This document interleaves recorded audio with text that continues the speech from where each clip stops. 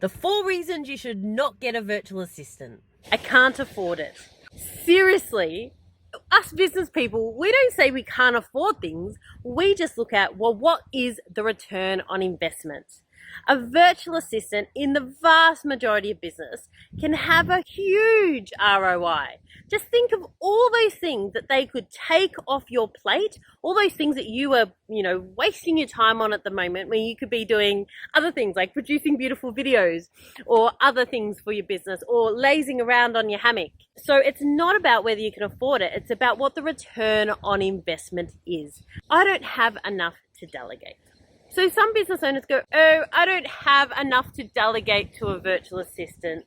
Well, you know what? There is so much to do in business. I reckon if you write down everything that you do for the next 2 weeks and then look at that list and go, what things on that list do I have to do?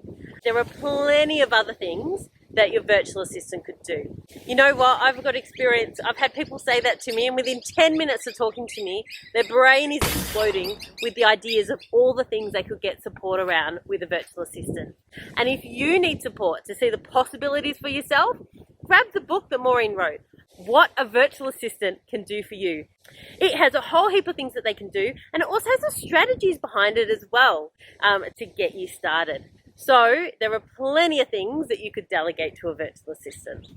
No one could do it as good as me. So this is a big one, guys. I struggle with this as well sometimes. Oh, no one could do X as good as me. I couldn't delegate that to someone else because, I'm going to be better at it. And you know what? For the vast majority of things, that is not the case. And in fact, there are many things like video editing, graphic design, procedural, systemized, detailed things that my team are way better at, like way better at than me. Like even if I spent that time focusing on it, they'd still be better at it than me.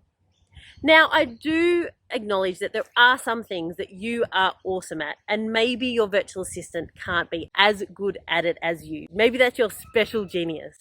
So there's a number of ways to tackle this. One is that you could get your virtual assistant just doing a portion of the role. So maybe you write beautiful proposals. Maybe they could get all the information together to get the proposal up to 50% so that you then cuts down your time. Or the other thing is there might be some non-critical tasks where you go, okay, well, maybe someone else could do it to like 80, 90% as good as I'll do it. And maybe that is okay for my business.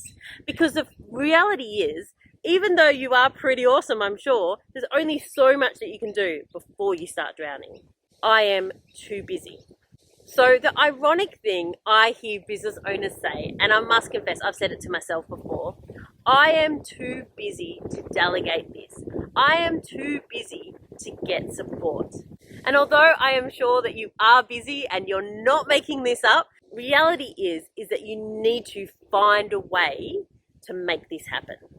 Unless you like being busy, and some people do, it gives people a bit of a status, oh, I'm busy, I'm needed. And, if you want to cling on to that, then that's your choice. If you want to get out of that mouth running on the treadmill, then you need to solve this problem for yourself. So yes, a virtual assistant does need support. They do need some time and energy and focus, either from you or one of your other team members or a combination of both. But if you do not let go of this I am too busy excuse, let me tell you a secret. You're always going to be too busy.